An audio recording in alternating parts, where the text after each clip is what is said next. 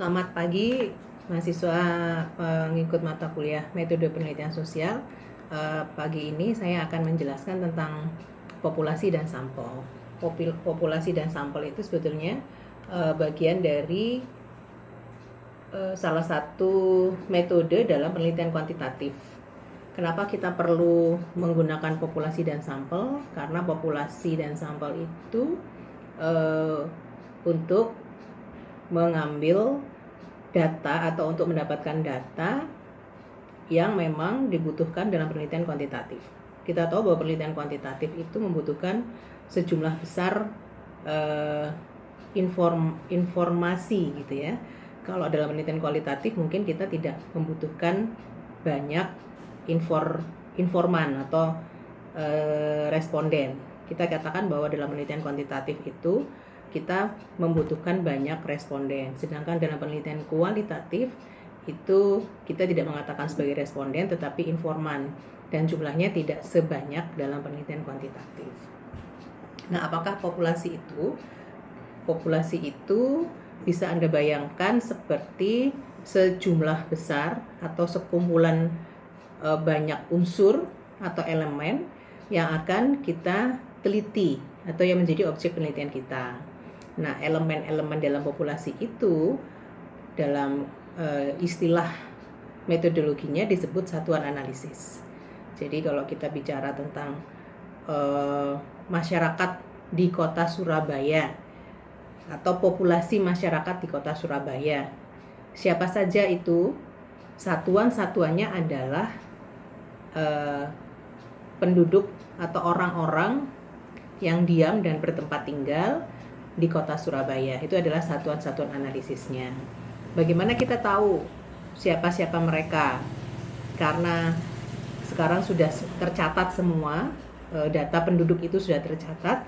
Kita bisa lihat di dalam kartu keluarga misalnya. Kalau kartu keluarga itu, satu keluarga terdiri dari misalnya 3, 4, 5 anggota keluarga. Itu adalah satuan-satuan analisis yang akan kita gunakan untuk penelitian kita untuk menentukan populasi dan sampelnya. Atau dengan kata lain, populasi itu adalah semua hal yang ingin kita ketahui. Seperti saya katakan tadi, seandainya kita ingin mengetahui bagaimana sih partisipasi masyarakat kota Surabaya, maka populasinya adalah semua warga Surabaya atau semua penduduk di kota Surabaya. Ya. Atau kita mau meneliti tentang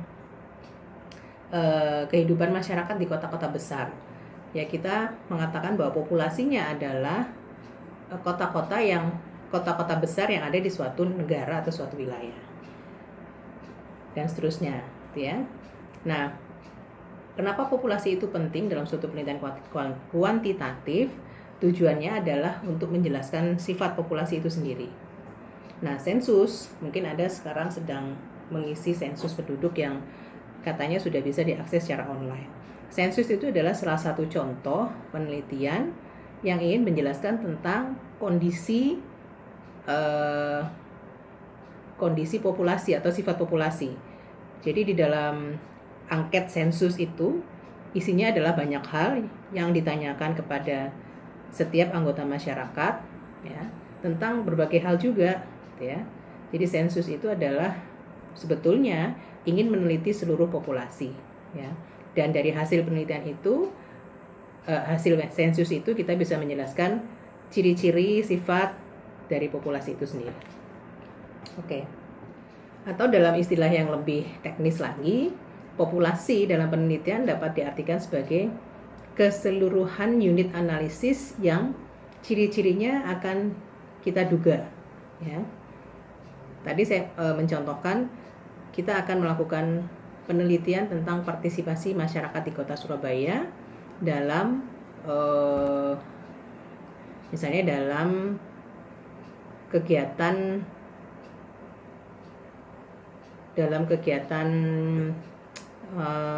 pemilihan umum, gitu ya, dalam kegiatan pemilihan umum atau dalam konteks pemilihan umum. Maka siapa saja yang akan kita teliti seharusnya adalah seluruh warga kota Surabaya. seluruh warga kota Surabaya kita bisa lihat dari satu orang yang ada di seluruh kota Surabaya. Satu persatu orang itu disebut dengan unit analisis atau satuan yang akan diteliti atau dianalisis. Ya. Tapi kira-kira kita punya waktu cukup banyak, punya biaya yang cukup besar nggak untuk meneliti satu persatu orang atau satuan unit analisis yang ada di dalam suatu wilayah atau populasi? Itu mungkin terlalu berat buat peneliti yang dananya tidak terlalu besar, tenaganya tidak terlalu banyak, suprasistem yang mendukung penelitian itu juga tidak cukup kuat, maka mungkin kita harus mengambil atau memilih. Nah, itulah yang disebut dengan sampel. Ya. Jadi kita tidak mungkin ada keterbatasan untuk bisa meneliti semua unit-unit analisis dalam populasi. Keterbatasan itu karena waktu, biaya, tenaga, ya, sistem pendukung dan sebagainya. Sehingga kita harus melakukan pemilihan populasi dan itu disebut dengan prosedur pengambilan sampel. Bagaimana kita menentukan populasi, ya? Atau biasanya dalam suatu penelitian, di dalam judul penelitian itu biasanya disebutkan juga studi tentang partisipasi politik masyarakat di kota Surabaya, ya. Studi tentang partisipasi politik masyarakat di kota Surabaya. Nah, itu dari kalimat tadi itu kita bisa melihat bahwa di situ ada isinya, ada satuannya, ada skupnya. Nah, waktunya itu harus disebutkan juga. Jadi misalnya studi tentang partisipasi politik masyarakat di kota Surabaya pada tahun 2019 misalnya. Kita lihat apa yang jadi isinya. Ya. Isinya adalah semua warga kota Surabaya. Ya. Jadi populasi itu isinya adalah semua warga di kota Surabaya. Satuannya siapa? Satuannya itu adalah memang kita harus membatasi. Misalnya tadi kan partisipasi politik warga kota Surabaya pada tahun 2020. Nah, warga kota Surabaya itu apakah akan kita teliti semua? Jadi warga kota Surabaya itu kan terdiri dari masyarakat yang mulai dari umur bayi 0 tahun sampai mungkin 100 tahun gitu ya. Atau yang tingkat pendidikannya mulai dari sekolah dasar sampai perguruan tinggi. Apakah semua itu akan kita teliti? Mungkin tidak, karena itu variasinya sangat besar. Kita boleh membatasi siapa-siapa yang bisa menjadi populasi penelitian kita, karena kita tidak sanggup atau kita tidak mungkin untuk meneliti warga kota Surabaya mulai dari usia 0 sampai 99 tahun misalnya, atau pendidikannya SD sampai perguruan tinggi. Kalau kita mau membatasi misalnya warga kota Surabaya yang berusia muda, usia dari yang boleh ikut pemilu itu kan usia 17 tahun ya, 17 sampai 35 misalnya. Nah, berarti satuan dari populasi kita itu adalah orang-orang di kota Surabaya, warga kota Surabaya yang berusia 17 hingga 35 tahun. Karena jadi tadi judulnya memang harus disempurnakan lagi ya. Judul penelitian kita misalnya partisipasi politik warga kota Surabaya yang berusia muda pada tahun 2020. Nah, jadi isinya adalah semua warga kota Surabaya. Satuannya itu kita sudah pastikan atau sudah kita kerucutkan adalah warga kota Surabaya yang berusia 17 sampai 35, karena itu kita asumsikan adalah usia muda. Cakupannya apa atau skupnya? Kota Surabaya, dan waktunya kita sudah tentukan tahun 2020. Jadi menentukan populasi itu juga bisa tergambar dari judul penelitian kita atau tema penelitian kita. Ya, biasanya untuk penelitian kuantitatif itu sangat jelas judulnya, karena dari sana sudah kita bisa baca siapa populasinya, siapa sampelnya, bagaimana variabelnya, dan bagaimana hubungan antar variabelnya, gitu ya. Nah, populasi itu dapat dibedakan menjadi populasi target dan populasi survei. Kenapa kok dibedakan? Memang untuk segi kepraktisannya kita nggak akan mencantumkan di dalam proposal kita populasi target adalah ini, populasi survei adalah itu. Tidak. Populasi target itu berkaitan dengan siapa yang berkaitan dengan isi, ya, dari isi tadi, isi dari siapa-siapa saja yang menjadi unit analisis atau anggota populasi. Ya, di sini populasi target merupakan populasi yang telah ditentukan sesuai dengan permasalahan penelitian dan hasil penelitian dari populasi tersebut ingin disimpulkan. Sedangkan populasi survei itu adalah populasi yang terliput dalam penelitian atau bisa disebut sebagai sampel. Tadi saya katakan bahwa penelitian kita tadi adalah untuk menentukan atau untuk melihat partisipasi politik warga Kota Surabaya berusia muda, ya, pada tahun 2020.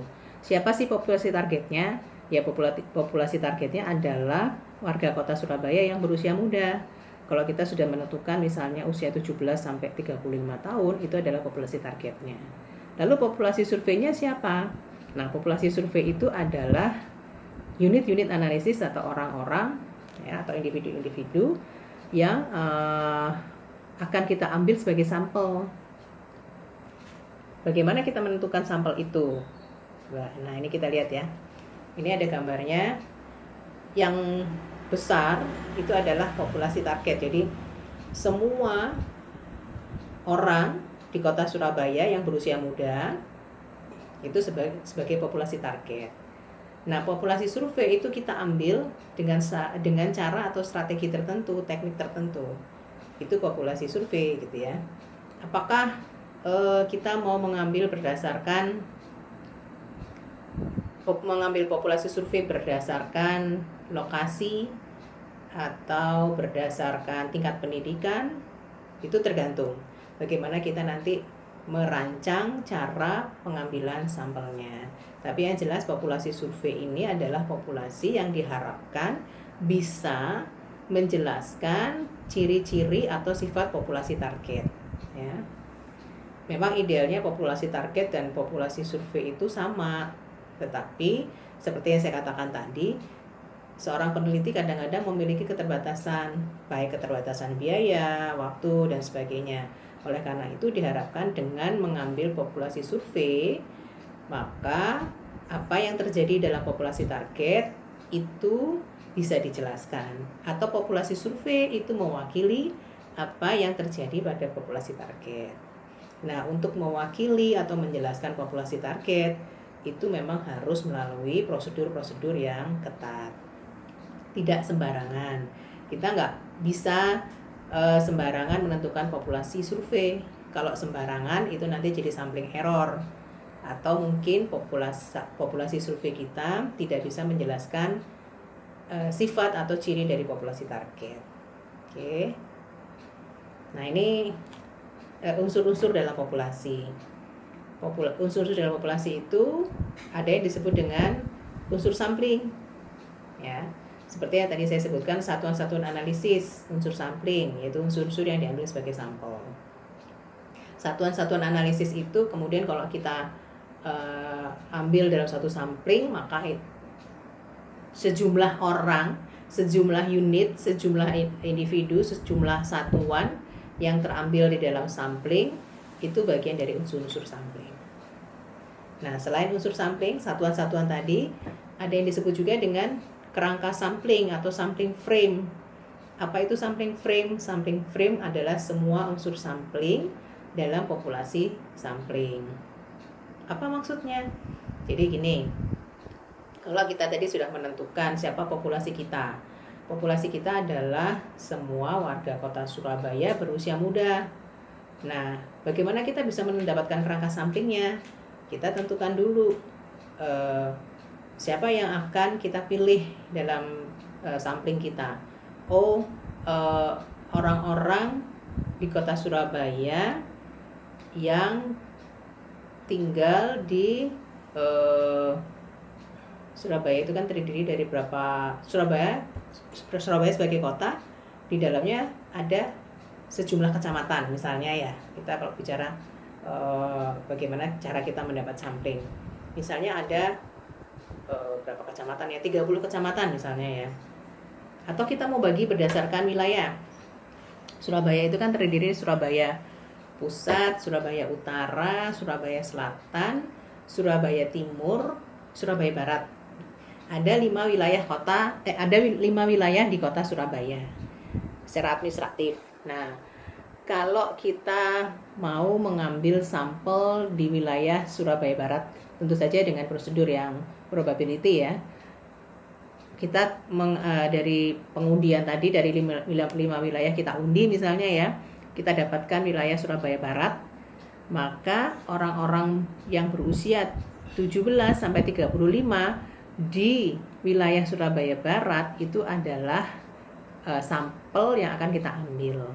Nah, kerangka samplingnya adalah data ya, data administrasi yang bisa kita dapatkan dari kecamatan, kelurahan, yang isinya adalah orang-orang yang berusia 17 sampai 35 ya.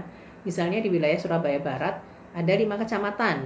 Nah, setiap kecamatan kita harus tahu atau kita harus data berapa sih jumlah orang yang berusia 17 sampai 35. Nah, data itulah yang disebut dengan kerangka sampling. Isinya nomor 1 Bapak A atau Amir. Amir berusia 18 tahun. Nomor 2 misalnya Pak Faisal usia 17 tahun. 17 tahun bukan Pak ya, Faisal 17 tahun dan seterusnya. Nah, data nama-nama satuan-satuan itulah yang disebut, yang kita susun dalam suatu kerangka sampling. Itu adalah sampling frame. Kemudian unsur sampling itu yang tadi saya sebutkan, si Amir, Faisal, Dina, Budi, Rika dan seterusnya. Ya, yang jelas mereka berusia antara 17 sampai 35. Itu yang disebut dengan unsur sampling. Oke ya. Itu kita bicara sampai pada tataran populasi ya.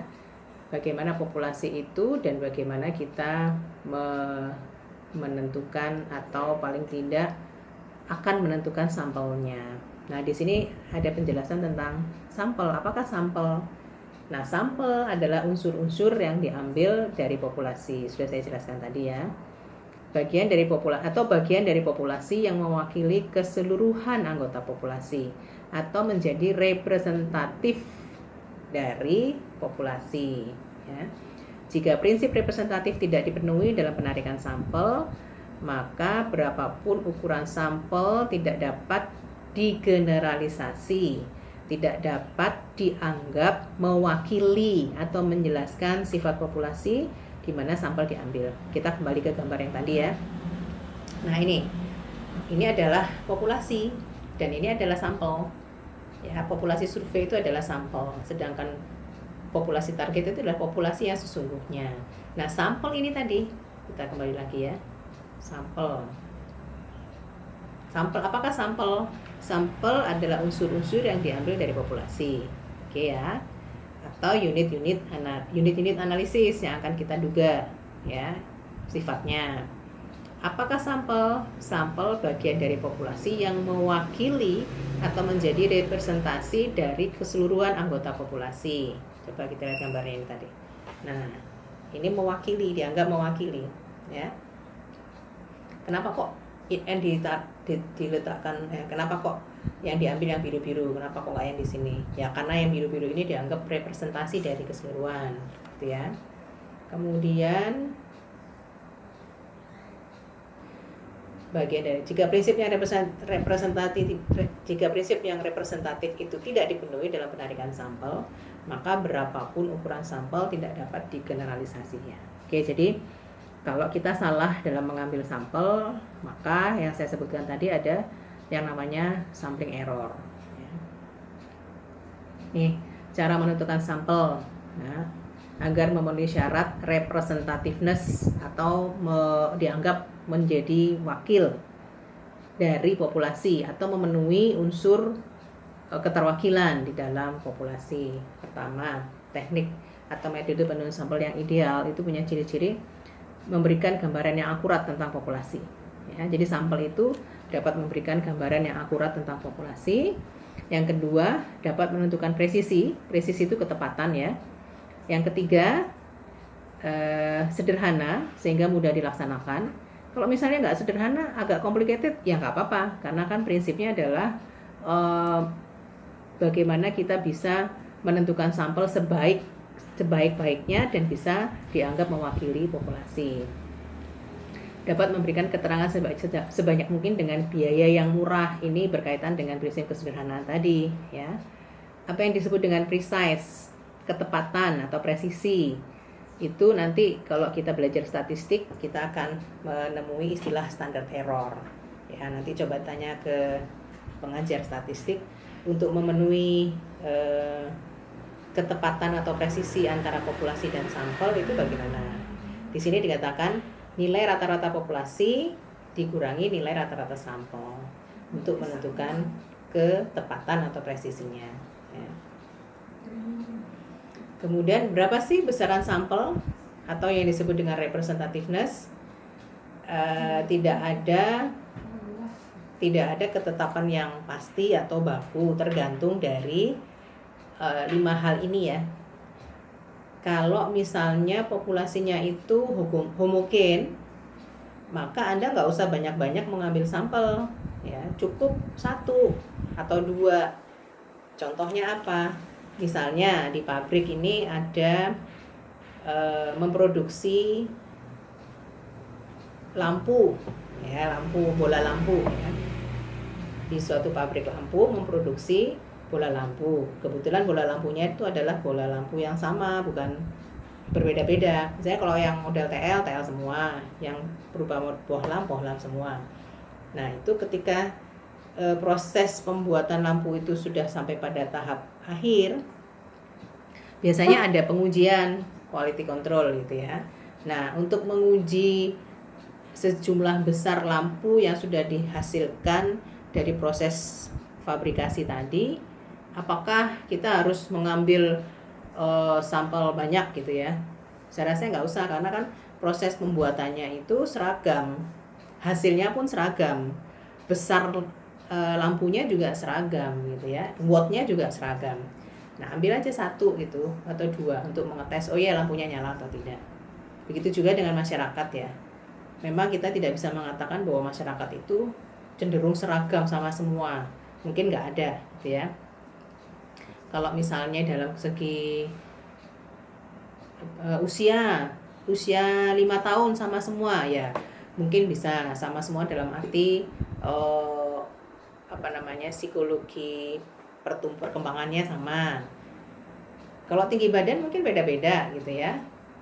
Kalau usia sama, bentuk tubuh juga beda-beda.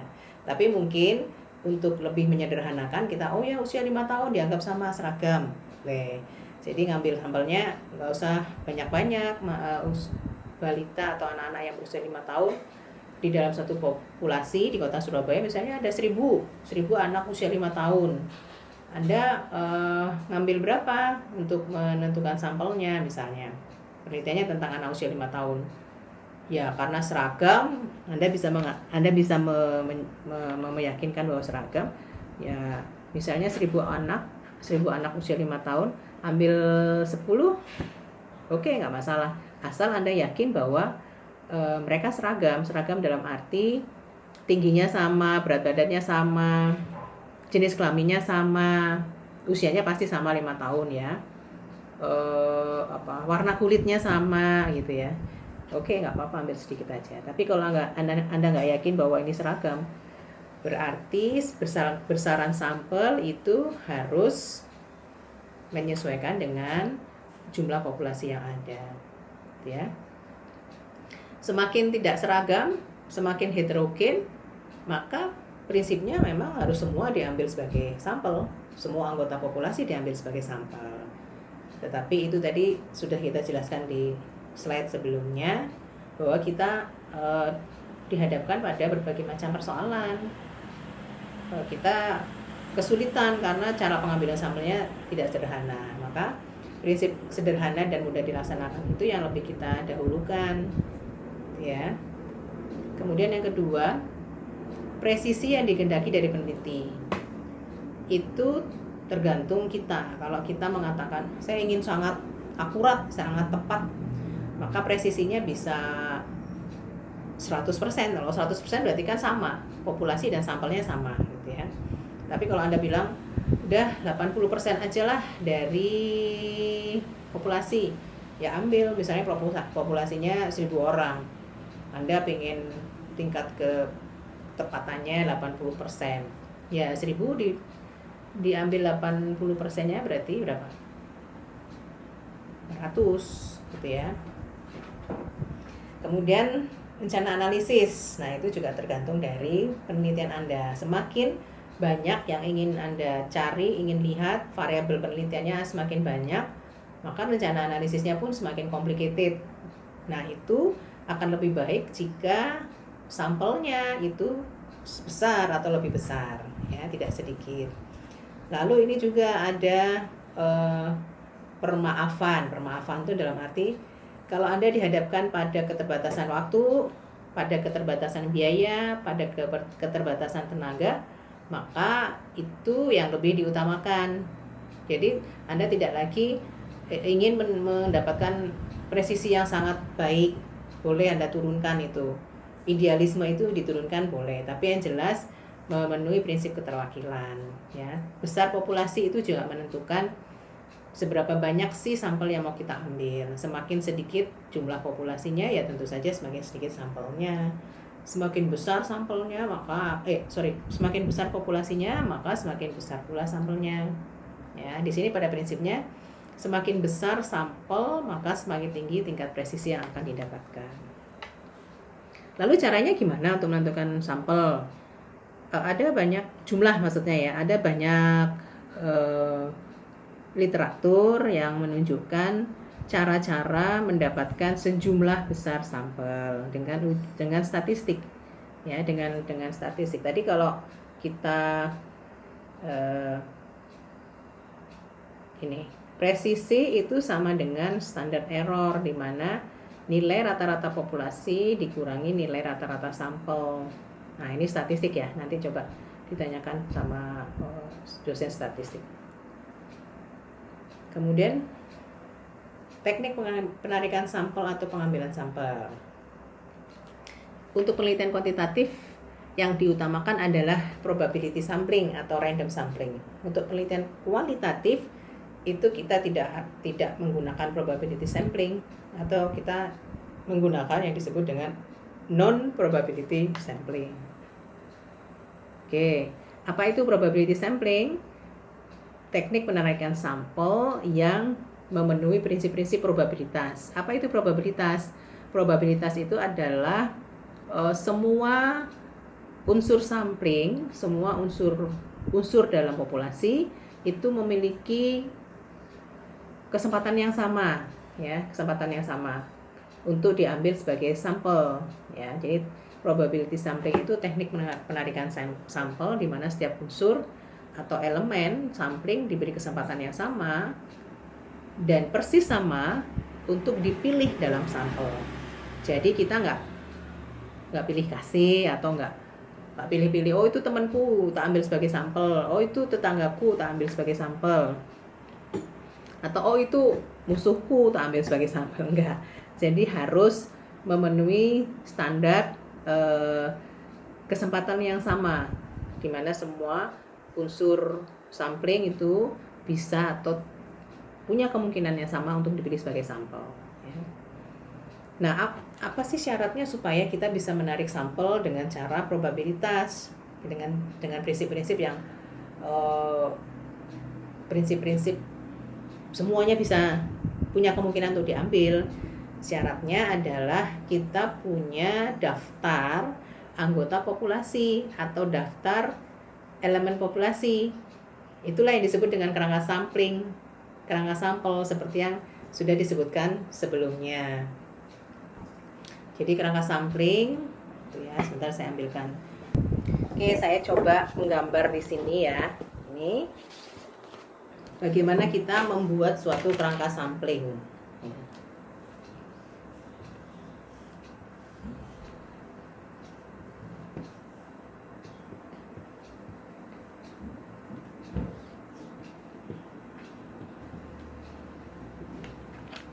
Oke, nah ini kebalik. Jadi Anda bisa nomor, nama, alamat, lain-lain gitu ya.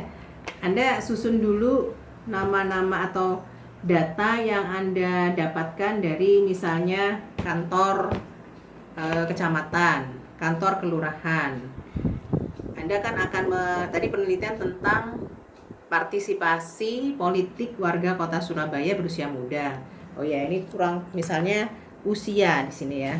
Tambahkan usia.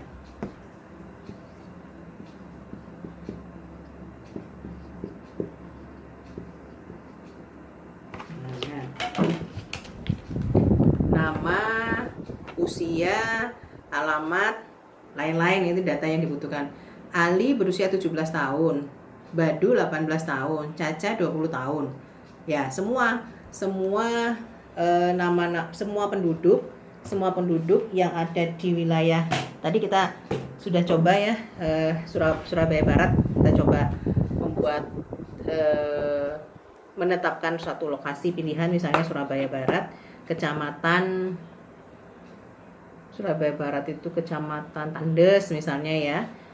Kecamatan Tandes itu didata semua warga di Kecamatan Tandes yang berusia 17 sampai 35, dan kita susun dalam bentuk ini tadi, sampling frame. Ini kerangka sampling atau sampling frame ya. Kalau misalnya di Kecamatan Tandes itu sudah ada datanya, tinggal kita tata kembali. Jadi Anda minta filenya aja. Minta file data kependudukan Kecamatan Tandes. Nah, nanti dikasih sama petugas kecamatannya, ini loh warga di Kecamatan Tandes berdasarkan usia. Dia ada nama, alamat, usia. Nah, Anda tinggal delete aja yang tidak berusia 17 sampai 35. Nanti Anda bisa mendapatkan semacam Excel-nya. Nah, itulah yang disebut dengan kerangka sampling atau kerangka sampel, sampling frame. Oke. Nah, ini teknik probability sampling ada berapa ya? Simple random sampling, systematic random sampling, stratified random sampling, kemudian cluster sampling, dan multi-stage sampling, area sampling. Nah, itu ada cukup banyak ya. Coba kita lihat satu-satu dulu ya. Simple random sampling itu sangat sederhana. Biasanya jumlah populasinya nggak besar. Misalnya Anda ingin meneliti aktivitas ibu-ibu di kecamatan Wonocolo gitu ya, dalam hal aktivitas ibu-ibu di kecamatan Wonocolo sebagai jumantik, juru untuk melihat jentik-jentik nyamuk itu loh. Nah, itu biasanya kan ibu-ibu itu masuk dalam kelompok ibu-ibu PKK. Nah, kalau misalnya di Kecamatan Wonocolo, ibu-ibu PKK, ibu-ibu yang tergabung dalam organisasi PKK jumlahnya hanya 500 orang misalnya ya. 500 orang, dan Anda mengambil sampelnya sekitar 100 orang. Kira-kira rumit nggak sih? Agak rumit ya, karena masih banyak 500 orang ya. Kalau misalnya populasinya itu gak banyak jumlahnya, 100 orang misalnya ya, 100 orang, dan Anda hanya akan mengambil 80% dari 100 orang, 80 berarti ya.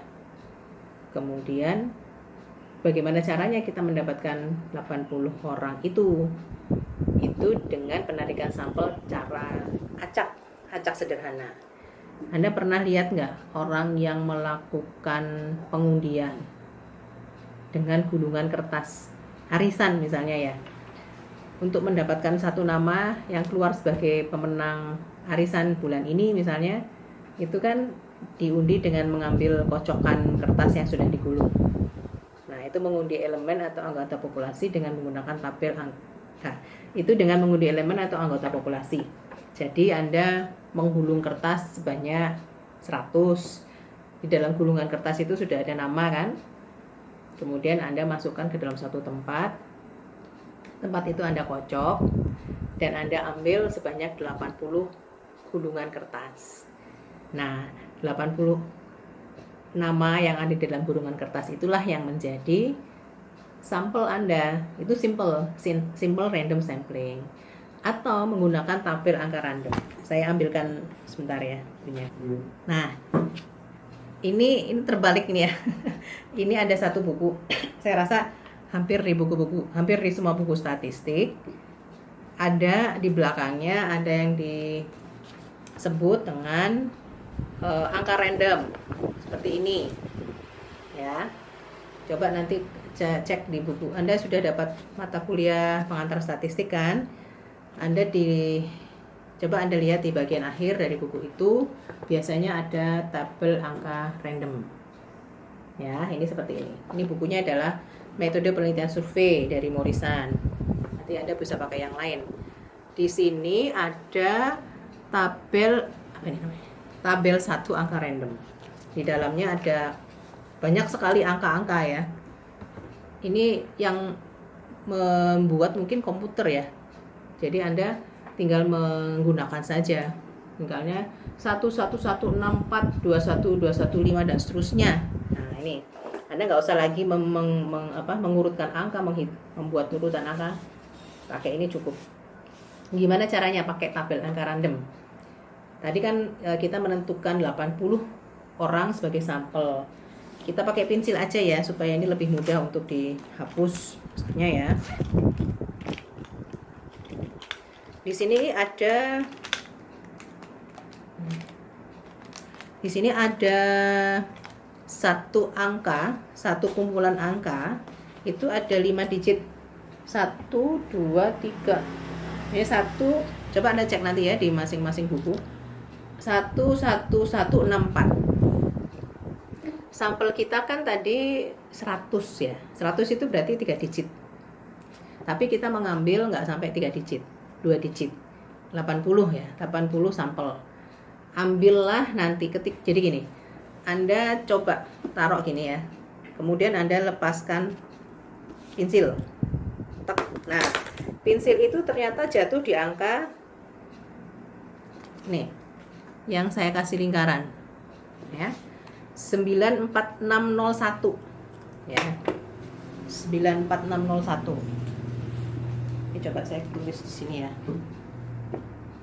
Ini kalau di hadapan kamera dia kebalik ya, 94601.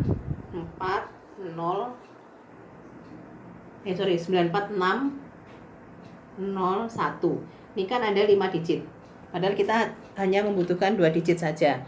Anda boleh menggunakan 2 angka di depan, 2 angka di belakang, atau 2 angka di tengah.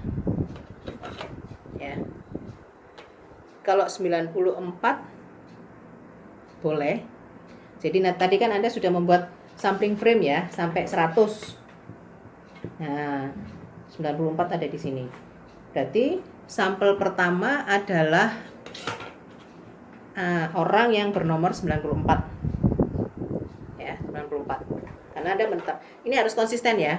Kalau 2 angka di depan, maka semuanya diambil 2 angka di depan.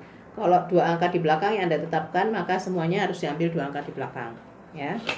Itu contoh mengambil sampel urutan pertama.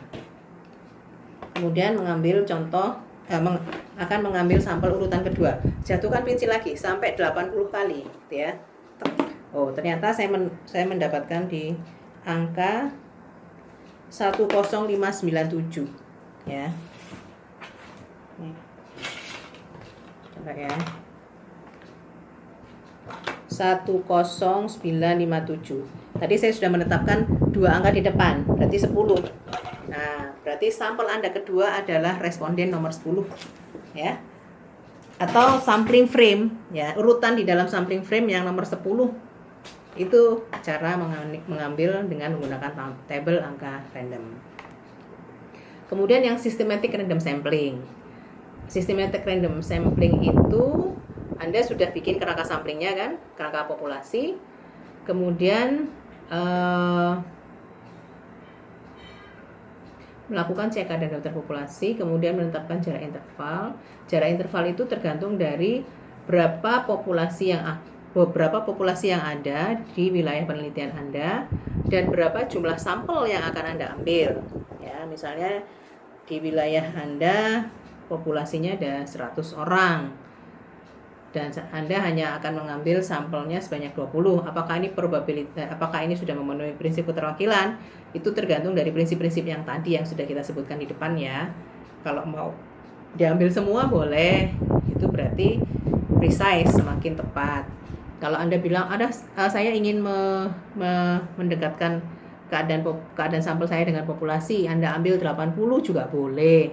Nah, kebetulan ini hanya mengambil 20 sampel. Apakah itu valid dan sebagainya? Itu nanti coba dihitung secara statistik ya. Tergantung juga dengan berbagai macam hal yang sudah kita sebutkan di depan tadi. Nah, untuk menentukan interval itu dalam arti urutan keberapa yang akan dijadikan sebagai sampel, ya Anda tinggal membagi antara jumlah populasi dengan jumlah anggota sampel dan ketemulah urutan. Ya seperti yang tadi ya. Ini saya membuat sampling frame. Sampling frame-nya kan 1, 2, 3, 4, 5 terus sampai 100 kan. Nah, kalau yang systematic random sampling itu kita tidak mengundi, tidak mengambil satu persatu atau tidak menggunakan tabel angka random. Tetapi kita mengambilnya berdasarkan interval yang sudah kita tentukan jumlahnya atau nilainya atau angkanya dari pembagian antara jumlah anggota populasi dengan jumlah anggota sampel. Kalau populasinya 100 dan sampel yang kita ambil 80 misalnya, ya 100 bagi 80 berapa? 8 kan? Berarti kita mengambil sampel kita itu dengan dengan interval 8. Tapi kita harus menentukan dulu urutan pertama. Nah, urutan pertama itu bisa pakai undian. Pakai kertas. Bikin gulungan kertas 1 sampai 8. Nah, nanti gulungan pertama keluar angka 2, itu berarti sampel pertama kita adalah orang yang tercatat sebagai nomor 2. Sampel berikutnya setelah interval ke-8 itu adalah sampel nomor 2. Ya, diurutannya 2, 1, 2, ya. 4, 5, 6, 10. 1, 2, 3, 4, 5, 6, 7, 8. Urutan ke-10 itu adalah sampel nomor 2. Ya, dan seterusnya. Oke, itu systematic random sampling. Kemudian ada stratified random sampling. Apa bedanya dengan yang tadi? Beda sekali gitu ya. Kalau stratified random sampling, kita sudah bisa menentukan kelompok-kelompok atau lapisan dari populasi yang kita akan teliti, ya. Misalnya kita akan meneliti tentang kemampuan ekonomi atau daya beli masyarakat petani di wilayah pedesaan Jawa Timur, ya. Populasinya berarti kan petani di seluruh wilayah Jawa Timur. Tapi kita akan mengambil sampel misalnya di Kabupaten Sidoarjo gitu ya. Mungkin terlalu besar juga ya Kabupaten Sidoarjo. Kita ambil sampelnya di Kecamatan X di Kabupaten Sidoarjo. Nah, maka kita bikin kerangka samplingnya dulu tetap. Kita harus tahu siapa unsur-unsur sampel yang ada di dalam masyarakat Kecamatan X di Kabupaten Sidoarjo yang menjadi petani. Nah, petani itu kan macam-macam ya. Ada petani pemilik, ada petani penggarap, ada buruh tani gitu ya. Nah, misalnya 3 lapisan itu. Kita data dulu masing-masingnya. Petani pemilik itu ada berapa di Kecamatan X? Petani penggarap ada berapa di Kecamatan X? Petani buruh atau petani yang jadi buruh ada berapa? masing-masing kita buat kerangka samplingnya ya. Jadi kita sudah bisa menetapkan kriteria yang jelas yang akan digunakan sebagai dasar penentuan strata atau lapisan ya. Kita sudah bikin 3 kategori tadi kan, karena memang berbeda-beda antara satu dengan yang lain. Nah, dengan dasar kriteria tersebut, populasi dibagi ke dalam sub-subpopulasi, yaitu tadi 3 kelompok petani pemilik, petani penggarap, dan buruh tani. Lalu menentukan besaran sampel pada masing-masing subpopulasi. Misalnya, seluruh petani di kecamatan X itu ada sekitar 100 misalnya ya, 100 petani. 100 petani itu masing-masing petani pemilik sawah ya. Petani pemilik sawah itu ada 30. Kemudian petani penggarap, jadi dia bukan pemilik tapi penggarap yang menggarap sawah, bisa juga sebagai penyewa gitu ya, itu ada 40 misalnya ya. Sedangkan buruh tani ada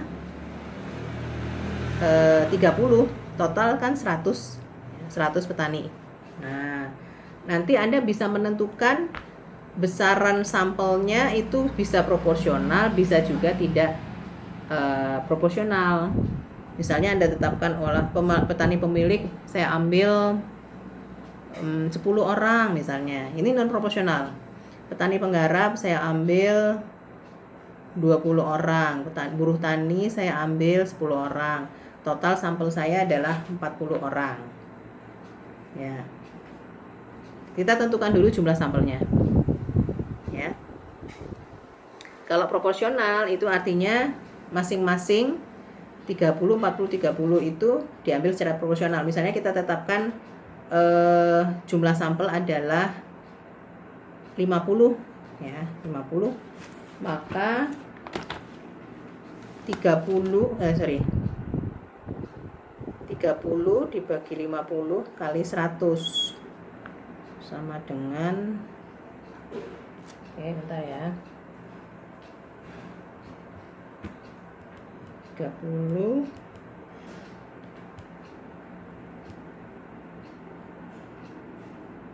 bagi 50 kali 100. Kok segini? Salah nih, sebentar. 50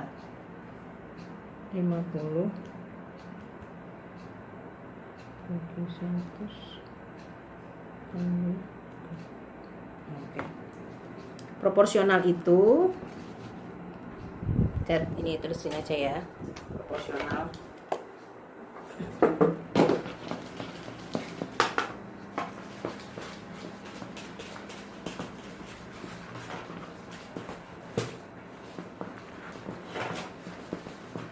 Proporsional itu misalnya tadi kan kita sudah bagi ya kategori petani, jumlah populasi adalah 100, jumlah sampel kita ambil 50. Kategori petani pemilik itu ada 30, petani penggarap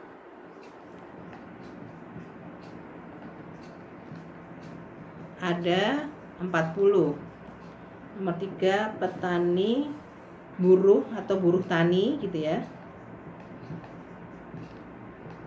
itu ada 30. Total ini kan populasinya adalah 100. Nah, kalau proporsional bagaimana?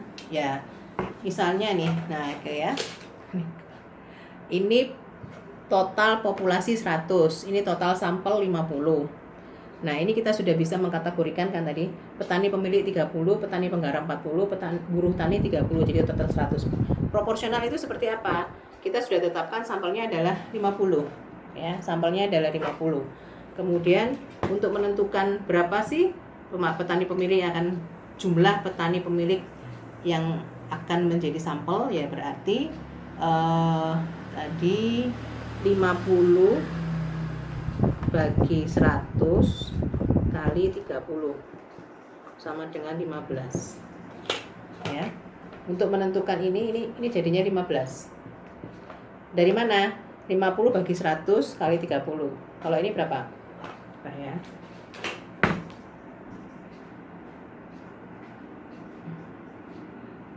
(40) dibagi 100 kali 50 bagi 100 kali 40 sama dengan 20. Kalau yang ini 15, totalnya adalah 50. Ini ya, kelihatan nggak sih?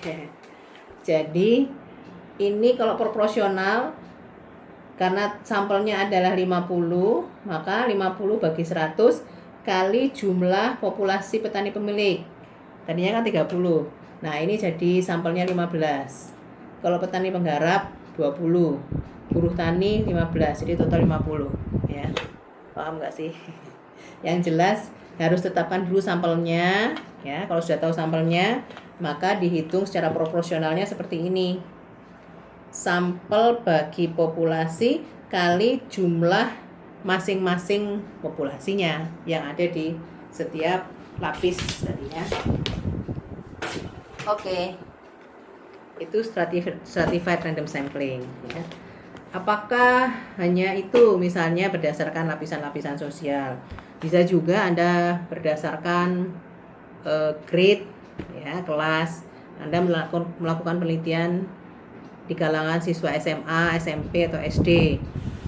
Kan anak-anak SD, SMP, SMA itu kan tidak sama dalam satu kelas kan. Mereka kan terdiri ada yang kelas 1. Kalau SD kan kelas 1 sampai kelas 6.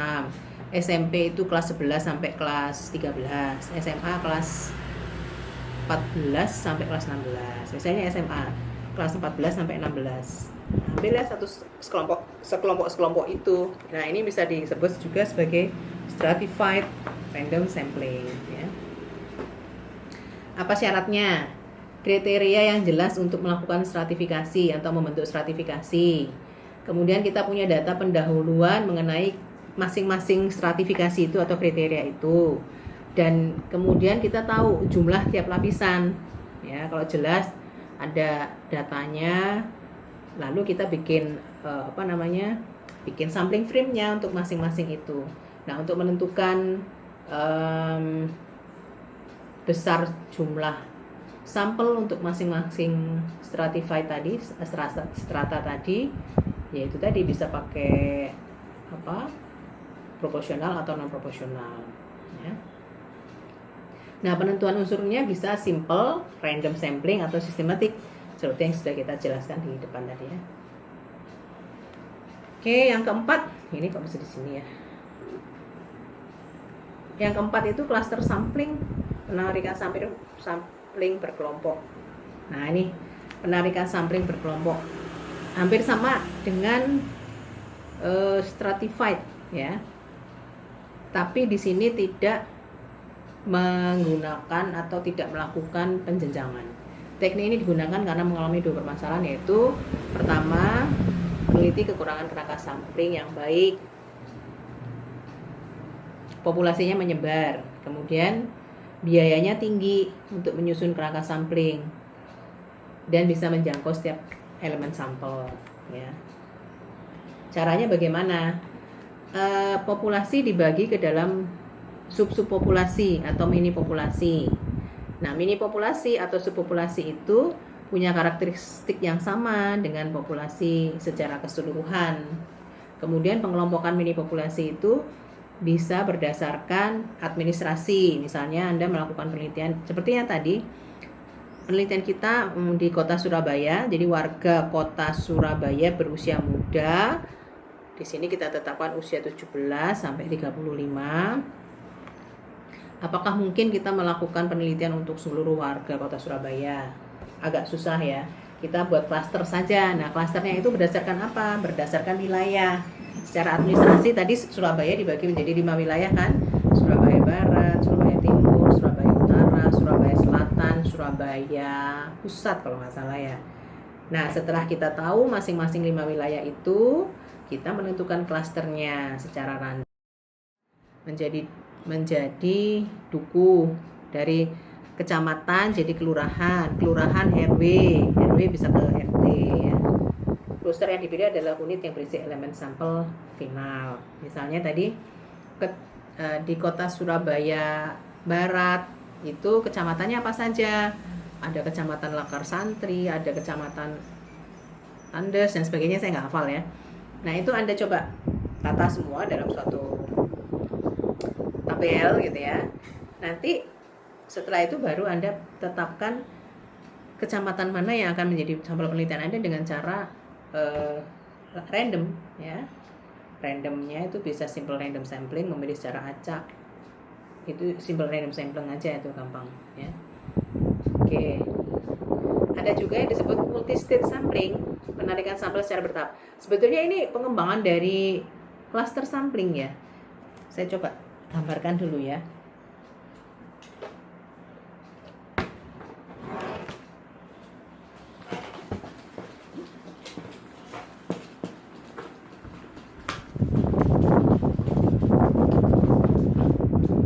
Oke.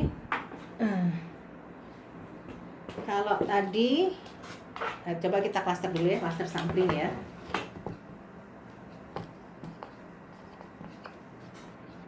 Saya tak ambil spidol yang lebih tebal ini kok bisa ini.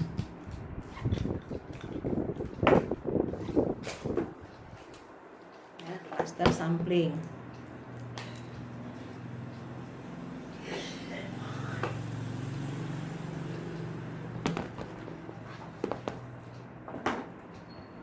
Cluster sampling. Ini kan penelitian kita tentang wilayah ya, wilayah kota Surabaya. Surabaya kita bagi menjadi 5 wilayah. Surabaya Barat, Surabaya Pusat, Surabaya Timur, Surabaya Selatan, Surabaya Utara. Pusat sama dengan utara. Pusat sama dengan tengah.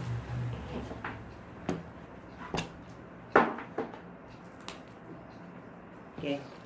Ini ya. Kalau cluster sampling itu hanya satu tahap ini saja ya. Jadi kota Surabaya itu kan cukup luas. Kita nggak mungkin melakukan penelitian di seluruh wilayah di kota Surabaya. Kita ambil saja berdasarkan klaster.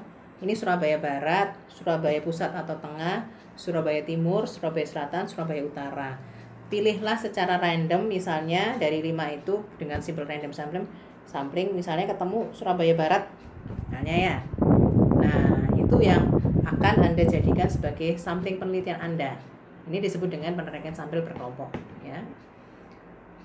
Kenapa itu dilakukan? Karena untuk mendata semua warga kota Surabaya berusia misalnya 17 sampai 35 itu sulit misalnya. Anda nggak bisa mendapatkan data di Dinas Kependudukan, datanya sulit. Bisanya itu hanya di kecamatan-kecamatan saja.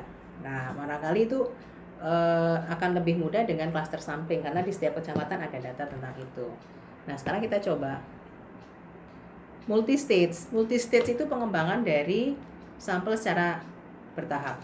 Atau gini aja deh, saya berdiri, saya coba.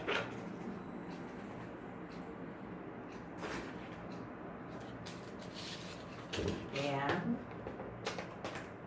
kelihatan nggak ya kira-kira? Nah, kalau multi-stage itu dari sini kita mungkin ini sangat luas ya. Penduduk di kota Surabaya Barat misalnya, besar sekali, 5.000 orang. Mungkin kita akan kesulitan untuk membuat sampling frame sebanyak 5.000 orang.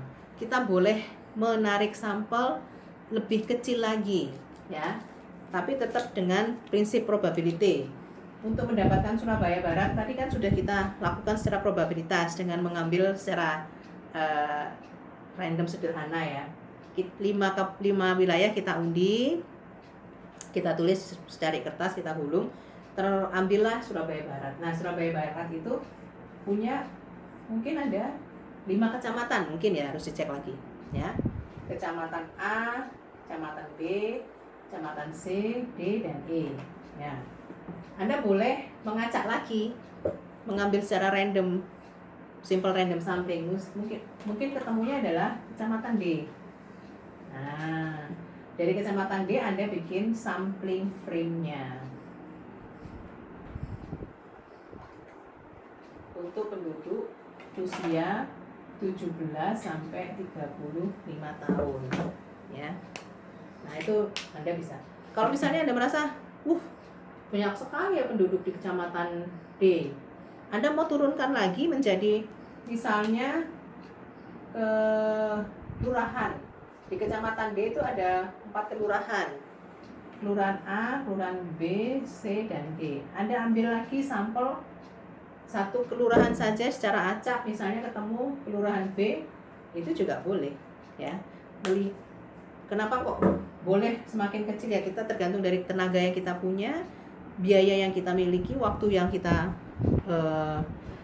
miliki juga. Nah, apakah boleh? Asal itu bisa memenuhi prinsip keterwakilan, boleh, ya. Yang terakhir, area sampling. Yang terakhir dari yang probability. Area sampling ini digunakan ketika kita betul-betul tidak punya kerangka sampling, ya. Apakah mungkin saja kalau penelitian kita itu dilakukan di suatu wilayah yang terpencil, di mana catatan kependudukannya tidak baik, tidak ada. Kemudian kita juga tidak bisa menelusuri wilayah desa kotanya dengan mudah, maka kita bisa menggunakan area sampling. Area sampling itu biasanya membutuhkan suatu foto udara, ya. Pakai Google Maps atau apa juga bisa, gitu ya. Di situ akan menjelaskan secara rinci wilayah yang akan kita teliti. Nah, setelah itu kita bisa tahu blok-blok atau perumahan, toko dan sebagainya yang ada di foto udara itu. Lalu teknik penarikan sampelnya seperti apa? Anda bisa melakukan dengan klaster tadi, bisa dengan multi-stage yang tadi itu, ya. Atau Anda dari foto udara Anda tetapkan secara random juga. Tapi yang jelas gini, dari foto udara itu Anda catat dulu, ya. Wilayah-wilayah itu dalam bentuk kode, angka, huruf atau apa gitu, ya. Setelah itu Anda ambil secara acak. Misalnya dari foto udara itu ada beberapa blok. Anda tulis blok A, blok B, blok C, blok D, dan seterusnya. Misalnya ada 10 blok. Anda ambil 10 blok itu secara random. Ya, buatlah teknik random sampling. Misalnya dari 10 Anda ambil 3. Nah, 3 blok itulah yang akan dijadikan sebagai sampel penelitian Anda. Warga di 3 blok, ya. Nah, kalau terlalu besar, Bu, misalnya, ya Anda buat, nanti kalau sudah ketahuan blok-blok mana yang akan diambil, Anda harus datang ke tempat tersebut dan melihat situasi dan kondisinya. Kalau memang lokasinya itu bertingkat-tingkat atau berstrata gitu, bisa pakai stratified atau berkelompok-kelompok, bisa dengan cluster atau multi-stage, ya. Itu adalah pengambilan sampel yang probability. Kemudian ada juga yang non probability. Nah, non probability itu kita tidak lagi bicara soal prinsip keterwakilan. Kita tidak lagi bicara soal kesempatan yang sama untuk semua sampel menjadi objek penelitian kita. Tidak. Jadi teknik non probability sampling itu betul-betul didasarkan atas pertimbangan tertentu, kebutuhan tertentu, kebutuhan, pertimbangan, tujuan tertentu, gitu ya. Jadi beda sama sekali. Lalu apakah bisa dianggap ini sebagai memenuhi prinsip keterwakilan atau precise tadi? Tidak, ya.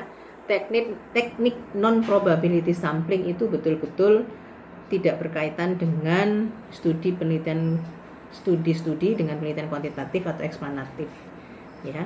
Kalaupun ada, maka hasil penelitian itu tidak bisa digeneralisasikan untuk populasi yang ada, ya, atau dia tidak bisa menggambarkan sifat populasi yang sesungguhnya, ya, karena non probability itu artinya tidak memenuhi syarat atau prinsip keterwakilan, ya. Nah, ini ada yang disebut dengan purposive sampling atau penarikan sampel secara sengaja, di mana tujuannya adalah kita ingin tahu sih seperti apa kondisi suatu wilayah itu, atau kondisi individu atau subjek penelitian kita, ya. Nah, ini membutuhkan kemampuan dan pengetahuan yang baik dari peneliti terhadap populasi penelitian. Artinya apa? Untuk menentukan sampling menggunakan purposive, Anda harus tahu benar bagaimana sifat populasi itu. Kita tidak bicara soal populasi lagi. Bagaimana sifat dari subjek penelitian kita, ya. Kondisi orang-orang yang kita teliti, situasi orang-orang kita teliti, kita sudah kenal mereka. Ya, bukan sama sekali tidak kenal. Tahu, karena kita ingin, tujuan kita adalah untuk mendalami kondisi subjek penelitian kita. Cara ini membutuhkan kemampuan dan pengetahuan yang baik dari peneliti terhadap populasi penelitian, ya. Untuk menentukan siapa yang menjadi anggota sampel atau subjek penelitian kita, maka peneliti harus benar-benar mengetahui dan beranggapan bahwa orang yang dipilihnya itu memang yang bisa memberikan informasi sesuai dengan apa yang kita inginkan, ya. Jadi purposive sampling itu disebut juga penarikan sampel secara sengaja, penarikan sampel bertujuan, penarikan sampel yang membutuhkan informasi yang mendalam. Tentu saja orang-orang yang kita ambil sebagai, kita tidak lagi bicara soal sampel sebetulnya di sini, informan atau subjek penelitian kita, ya. Subjek penelitian kita itu memang kita kenal dan kita tahu bagaimana kondisinya. Itu purposive sampling. Kemudian ada yang disebut juga dengan kuota sampling, ya, atau penarikan sampel jatah. Itu dibedakan jadi dua, ada yang disebut dengan snowball, ada yang disebut dengan sequential sampling. Nah, snowball sampling itu disebut dengan penarikan sampel bola salju. Jadi dia menggelinding, ya. Anda mendapatkan, apakah itu dimulai dari seperti purposive? Ya, jadi Anda mengenal dulu siapa subjek penelitian Anda. Kalau nggak kenal, ya Anda memperkenalkan diri atau bisa mendekatkan diri pada subjek penelitian Anda. Setelah itu baru Anda minta informasi. Apakah Anda punya teman yang sama atau kenal dengan orang-orang dengan kriteria yang sudah saya sebutkan secara metodologi dalam penelitian Anda? Oke, saya kenal dengan si A, si B, si C. Anda datang isi A, si B, si C itu. Lalu Anda ketemu mereka, kan? Nah, ketika Anda ketemu dengan si B atau si C, Anda tanya lagi, Anda punya teman nggak sih yang kira-kira punya pengalaman sama dengan Anda, punya pengetahuan sama dengan Anda, atau berada di wilayah yang sama dengan Anda?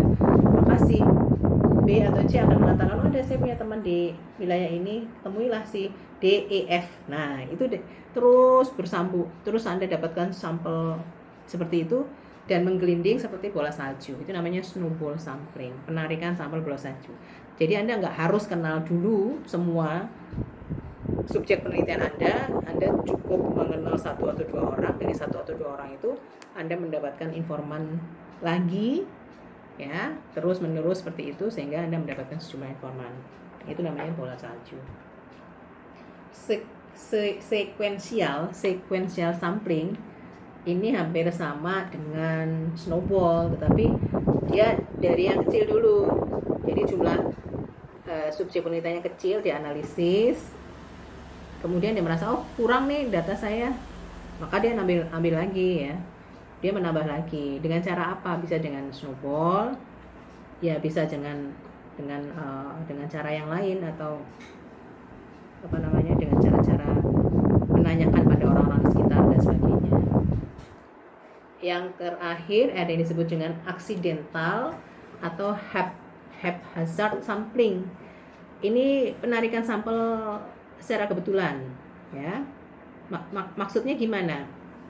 Jadi misalnya Anda diminta untuk mendapatkan informasi sebanyak-banyaknya tentang suatu produk, ya. Misalnya produk apa nih, HP misalnya, ya, HP apa gitu mereknya, ya.